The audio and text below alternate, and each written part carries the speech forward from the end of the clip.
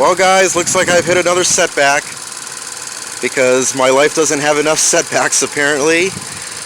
Brian Fritz of Network 126, of course, and I noticed my car was leaking coolant again. You can even see the green right there in the middle of the screen.